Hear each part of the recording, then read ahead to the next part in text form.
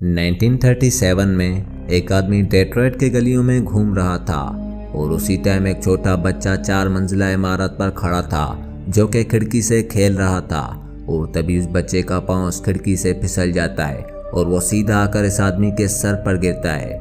इस हादसे में इन दोनों को काफ़ी चोटें लगती हैं पर किसी की जान नहीं जाती और इन दोनों को हॉस्पिटल ले जाया जाता है। कुछ दिनों के इलाज के बाद ये दोनों ठीक होकर अपने अपने घर चले जाते हैं। और इस वाक़े के कुछ दिनों बाद यही इंसान यानी जोसेफ फिगलोव, जिसके ऊपर ये छोटा बच्चा गिरा था, वो किसी तरफ जा रहा था और तभी एक माँ अपने बच्चे को बिल्डिंग के टॉप से फेंक देती है और इस बार भी वो बच्चा सीधा आकर इस आदमी के सर पर लगता है और ये आदमी एक बार फिर जख्मी होकर नीचे गिर जाता है। और हैरानगी की बात तो ये है कि इस बार भी उस बच्चे की जान नहीं जाती।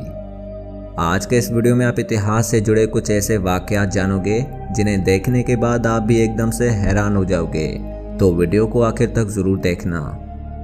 नंबर 1, आपको ये जानकर हैरानी होगी कि 1865 में अमेरिकन प्रेसिडेंट अब्राहम लिंकन ने ख्वाब देखा था जिसमें उसने देखा था कि बहुत सारे लोग रो रहे हैं। उन सब के आंखों में आंसू हैं जैसे उन्होंने किसी प्यारी चीज़ को खोया हो और वो लगातार किसी तरफ जा रहे होते हैं। जब लिंकन उनसे उनके रोने की वजह पूछता है तो कोई भी इंसान इसको जवाब नहीं देता और वो मुसलसल आगे बढ़ते रहते हैं। काफ़ी बार पूछने के बाद भी जवाब ना मिलने पर लिंकन भी उनके साथ चलने लगता है और चलते चलते ये लोग व्हाइट हाउस के करीब पहुंच जाते हैं। वहां पहुंचकर लिंकन देखता है कि किसी इंसान की लाश पड़ी हुई है और बहुत सारे लोग उस लाश के ऊपर रो रहे हैं। तभी लिंकन एक आदमी से पूछता है कि ये किसकी लाश है और इसको क्या हुआ है। तो एक नौजवान लड़का इसको बताता है कि ये प्रेसिडेंट की लाश है जिसको किसी ने सर पर गोली मार दी और इसमें इसकी मौत हो गई।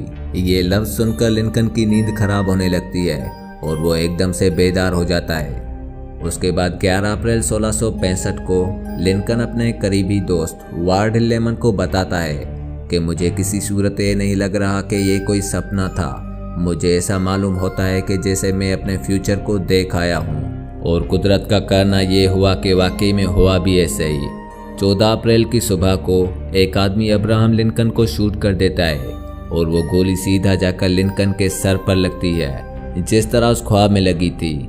और इस वाक़े में लिंकन की मृत्यु हो जाती है और इसके मौत पर पूरा अमेरिका ऐसे ही रोया था जिस तरह उस ख्वाब में रो रहे थे। नंबर 2, 1162 की एक काली रात थी और एक कबीला मंगोलिया के घने जंगलों में से होता हुआ किसी तरफ जा रहा था।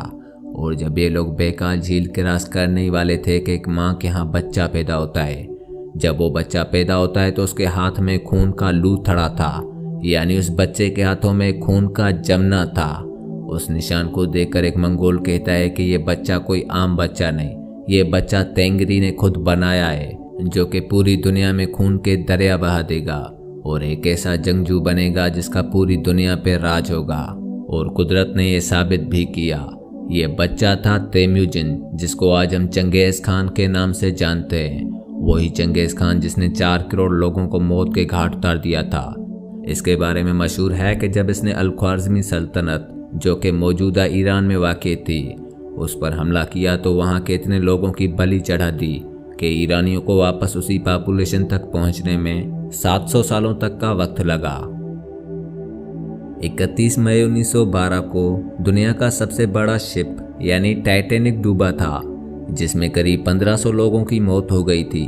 पर क्या आप जानते हैं कि टाइटैनिक डूबने से 14 साल पहले एक अमेरिकन ऑथर ने पेशगोई की थी और एक नोवेल लिखा था जिसका नाम था द रेक ऑफ टाइटन्स। इस बुक में ऑथर बताता है कि कैसे एक ना डूबने वाला बेड़ा यानी टाइटैनिक एक बर्फ के चट्टान से टकराकर क्रैश हो जाता है और कैसे 1500 लोग अटलांटिक ओशियन के ठंडे पानी में तड़प तड़प कर अपनी जान दे देते हैं। ये बुक 1898 में लिखी गई थी और इसके ठीक 14 साल बाद यानी 1912 को टाइटैनिक डूबा था, वो भी बिल्कुल उसी तरह जिस तरह इसने बताया था।